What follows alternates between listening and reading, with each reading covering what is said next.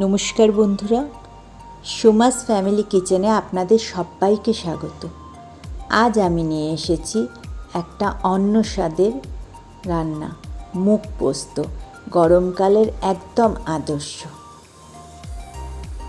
এর জন্য একটা কড়াতে আমি তেল নিলাম। তেলটা গরম হয়ে গেলে তার মধ্যে আমি ছোট ছোট একটু বড়া ভাজবো। মুগ ডালের আমি আগের থেকে মুগ ডাল ভিজিয়ে বেটে নিয়েছি দুটো কাঁচা লঙ্কা দিয়ে। এবার এর মধ্যে একটু নুন আর অল্প একটু কালো জিরে দিয়ে খুব ভালো করে ফেটিয়ে নেব।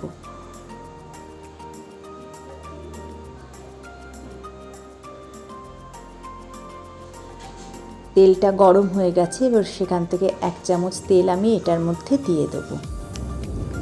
দিয়ে এবার আমি ছোট ছোট বড়া ভাজবো। বড়াগুলো কিন্তু আমি ছোট করেই ভাজছি, বেশি বড় হবে না। আচ্ছা, বড়াগুলো আমি একদম লো টু মিডিয়াম ফ্লেমে, মোটামুটি ম্যাক্সিমামটা লো ফ্লেমেই করছি, ঢাকা দিয়ে দিয়ে করে নিচ্ছি যাতে বাইরে ভেতরে ইকুয়ালি ফ্রাই হয়।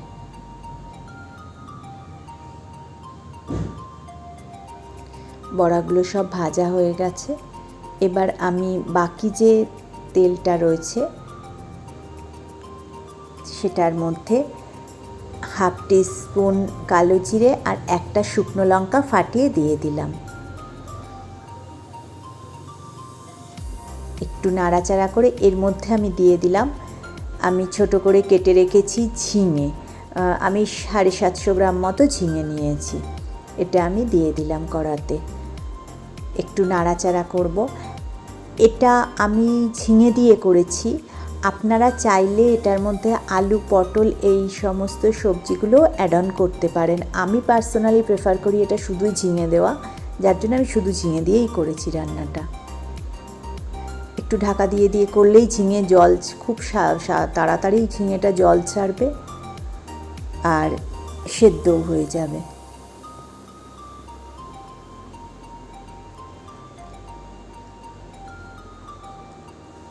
এবার এর মধ্যে দিয়ে দেবো নুন। আচ্ছা, একটা কথা বলি, আমার রান্না যাদের ভালো লাগছে, নতুন ভিউয়ার, প্লিজ আপনারা চ্যানেলটা সাবস্ক্রাইব করুন আর একটু লাইক দিন ভালো লাগলে রান্নাগুলো, বা চেনা জানার মধ্যে একটু শেয়ার করুন। আর যারা ফেসবুকে দেখছেন রান্নাগুলো, তারা আমার যে পেজটা আছে সোমাস ফ্যামিলি কিচেন, সেটাকে একটু ফলো করে নিন। এবার এর মধ্যে দিলাম আমি হলুদটা আমি খুব একটা বেশি দিইনি, অল্পই দিয়েছি, আপনারা চাইলে হলুদটা স্কিপ করতে পারেন।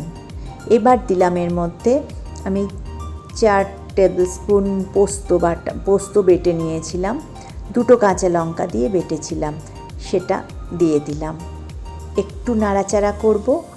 নাড়াচাড়া করে এবার আমি এর মধ্যে দেব 1 টেবিল স্পুন ডাল বাটা। আমি বড়া করার আগে বড়াগুলোতে ডালটার মধ্যে যখন নুন, কালো জিরে এগুলো মেশাচ্ছিলাম, তার আগে আমি 1 টেবিল স্পুন ডাল আলাদা করে রেখে নিয়েছিলাম। তো এটা এর মধ্যে দিয়ে দেবেন। রান্নাটা কিন্তু খেতে ভীষণ টেস্টি হয়, অথচ ভীষণ সিম্পল, আর এটা খুব শরীরের পক্ষেও ভালো লাগে গরমকালে। এবার আমি গ্রাইন্ডার ধোয়া জলটা এর মধ্যে দিয়ে দিলাম।